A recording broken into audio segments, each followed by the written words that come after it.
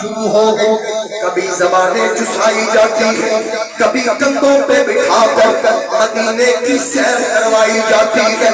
اب وہ تیاری بچپن سے شروع کروا دی گئی۔ میرے نبی کا شہزادہ آدھی رات کو پانی مانگتا ہے، جناب سیدہ خاتون جنت پانی کا مشکیزہ تکیے کے ساتھ رکھتے سوتی ہیں۔ وجہ کیا ہے کہ اگر حسین پانی مانگے اتنا بھی انتظار نہ کرنا پڑے کہ میں مشکیزے تک جاؤں یا مکے تک جاؤں، ادھر سے حسین پانی مانگے میں حسین کو پانی پیش کروں۔ ایک رات آئی میرے اور آپ کے آقا امام الانبیاء صلی اللہ علیہ وآلہ وسلم، آپ اپنے حجرے میں تشریف فرما، حسین پاک کے رونے کی آواز آئی، آقا جلدی سے اٹھے، سیدہ پاک کے دروازے پہ آئے، آ کے فرمایا اے بیٹی فاطمہ میرا حسین کیوں رویا؟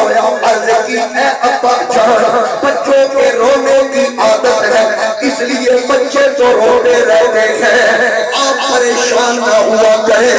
آقا کریم نے فرمایا اے میری بیٹی فاطمہ میرے حسین کو رونے نہ دیا کر، جب حسین روتا ہے اللہ کا نبی بے قرار ہو جاتا۔ امام الانبیاء صلی اللہ علیہ وآلہ وسلم حضرت عطا گنج بخش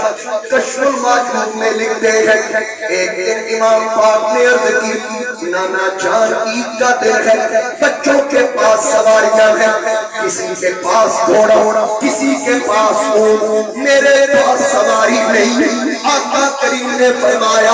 آ میرے ننے میری پشت میں چڑھ، نبی پاک نے اپنی پشت میں بٹھا کے فرمایا لے تیرے جیسی سواری کسی کی نہیں۔ عرض کی ہے نانا جان سواری کی لگامیں بھی ہوتی ہیں، حضرت عطا صاحب فرماتے ہیں میرے آقا کریم علیہ السلام نے اپنے منہ میں دھاگا ڈال لیا، فرمایا یہ لگامیں پکڑ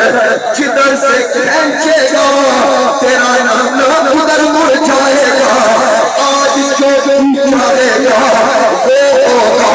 کل کربلا میں جو تیرا نام چاہے گا حسین تجھے وہی کرنا پڑے گا۔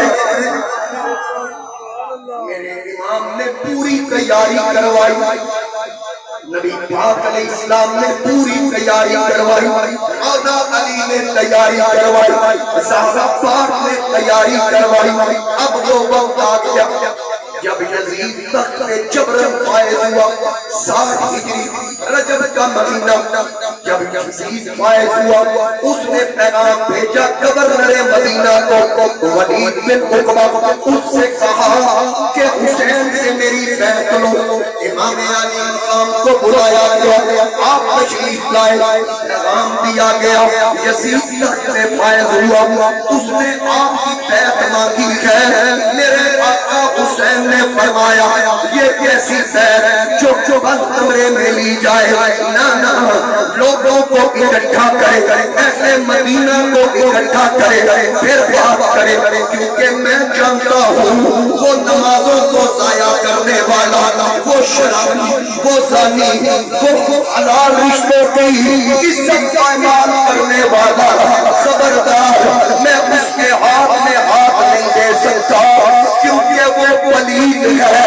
یہ ہاتھ پاک ہے، اس کو کبھی مصطفیٰ نے چوما، کبھی مرتضیٰ نے چوما، کبھی زہرا نے چوما، کبھی حسن مجتبیٰ نے چوما،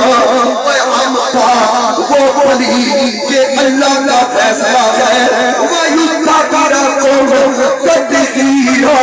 یاد رکھنا یہ صرف بات نہیں ہے،